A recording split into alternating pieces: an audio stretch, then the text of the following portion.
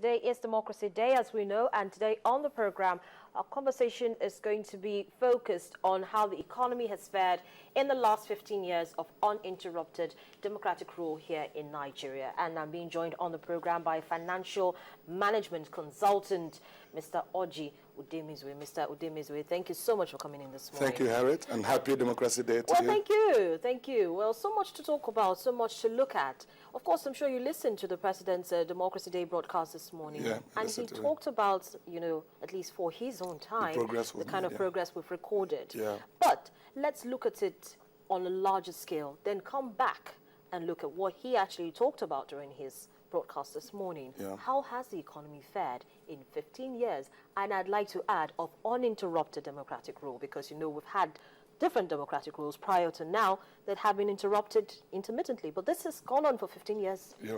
No breaking. The economy has not fared too badly. But in all honesty, it can do a lot much better than we have done so far. If you look at the size of the economy as at 2000 or 1999, about $160 billion, the economy grew more than double to about $450 billion at purchasing power parity before the rebasing. Now the rebasing has been done. The Nigerian economy is sized at about $509 billion. So if you look at economic growth alone as an indices for checking how well we've done, I think it will appear as if we have done very well. We have more than tripled the economy between 1999 and to date. But having said that, it's, however, very unfortunate to note that despite the persistent increase in the rate of growth of the economy, development has not occurred at that same pace. You see a case where in the past decade, the Nigerian economy has grown at an average of 6.5% percent, on the average in the past decade. That's growth in the value of goods and services produced in the economy within the boundaries of Nigeria, within the year. And that growth has been impressive. But the impact in the lives of people, the freedoms that we enjoy, the quality of life that we live, the way it affects the common man in society, it has been very, very sad. That's why, of course, Nigerian growth has been termed a jobless growth. Because while this growth is occurring, unemployment is also growing with it. And that's quite paradoxical. Okay, now, so let's go back to the president's broadcast this morning, where he talked about the fact that, during his time as president, we've recorded impressive growth, economic growth, if you'd like, and we've also seen ongoing reforms that we still see, and we're hoping that we culminate into something good for the economy. So let's talk about that a little. Okay, yeah. I see most of what he said as the intentions of his government, because they are happening, but they are much more, for me, intended achievements. We haven't yet achieved them. But but for the fact that some of the platforms have been laid, we can say, okay, fine. We're moving towards that direction. If you look at the energy sector liberalization, you can say that to have been able to engineer that process and to tacitly and tenaciously hold on to it up to the point where you began to see some PHCNs start being paid their surveillance packages and all of that, it shows some level of seriousness. And to all intents and purposes, we can say that that process has been successfully concluded. And in the world, it's hailed as one of the biggest privatization deals in the whole world. So for me, it's a big plus for this government. All right. But having said that, concluding that process is not the success itself. We need to have the political will. We need to have the correct leadership that will also follow up that process to make sure that the new owners of these assets are able to invest seriously into those assets and make sure that the assets are made effective and productive. That we begin to see continuously increasing level of power supply in this economy. We cannot have 170 million people and we're providing only about 4,000 megawatts to them. Yeah, compared to South Africa, where they have much less, about 50 million people having times 10 of what we currently provide. So it does not help our economy. So apart from the power sector, Yep. we also have seen remarkable improvement in the agricultural sector as Yep. well. But then in terms of, actually beginning to see that those jobs being created in the key sectors, we've not really seen so much movement in the key sectors, for instance. Yeah, for agriculture, as I say, the master plan has been there. several funding opportunities, provided by CBN, and the recent NASA, that's the Nigerian Incentivized Risk Sharing for Agricultural Lending, where banks are being encouraged to lend to, farmers, with the hope that the risk will be shared between government through the CBN and the commercial banks. And that's meant to be a great incentive for agricultural lending in Nigeria. Much has been said about that, but what you keep saying is, most of whatever progress that's being made, happening in the key urban centers, Lagos, Port Harcourt, and Abuja. We need to see these things driven into the villages, into the communities in this country where people are living in extreme poverty. And we need to begin to see conscious effort to provide infrastructure around the whole country that will enable agriculture move from the level of subsistence where it is today to a level where we can add a lot of value to the produce that we have in this country, where we will have very high-level performance in post-harvest technology. So that the waste we have in tomatoes, in all the things that we provide, in the north, in the east, that are wasting every day because we cannot store them, we cannot, process them, those wastages can reduce. We begin to see us moving from point of just exporting mere produce without adding any value to it. We can begin to see us adding value to these products and sending them, outside the shores of this country to increase our non-oil exports. All right. So that's the major challenge we have in this economy. So let's talk about the manufacturing industry. I mentioned it in the course of for 15 years now.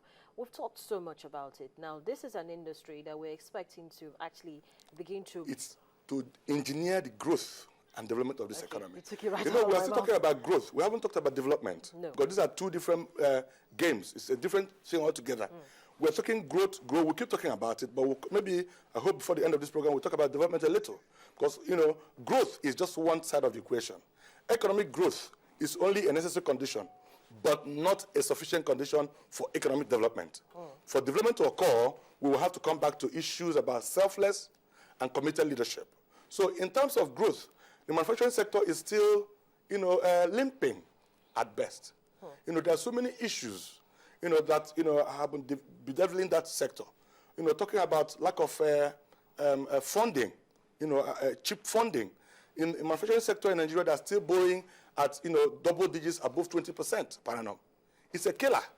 No industry can survive. Now, looking at, of course, the fact that when they finish producing, they have to compete with, imported products that are even cheaper when they are brought into Nigeria. So they can't compete. And you look again at the issue of energy cost. You are running generator 24 hours in your factories. How can you make profit? At the end of the day, the combined effect of high energy costs, and the high financing cost, they cannot survive. When you bring in those goods, no matter how much incentive you give in terms of maybe a tax holiday for those who have those privileges, and then maybe tariff increase and all that, they still have to struggle to make it. That's why many factories in Nigeria die before they reach their 50th anniversary. Which is even also the reason why it seems as if there hasn't really been any change in the number of the percentage of people living in poverty. In 1999, it was about 70%. Now it's 60.9%.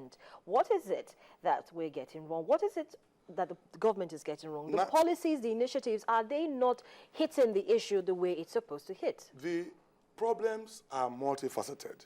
For economic growth to bring about employment, it must be an all-inclusive growth. It must be a growth where, the economy is growing, the output is growing, and the infrastructure is growing with it, and the industries are growing. But here, most of what we see, as growth here, do not give rise to employment because, most of that growth, you cannot account for them in real activities going on in the economy. Because the real sector should, drive growth. If the SMEs and industries drive this growth, you begin to see employment occur. But much of that is just, maybe increase in prices and then some output that do not help us create employment. Okay, now, so looking at it, with the scenario that you've painted, how can we begin to get it right? Because it is very important.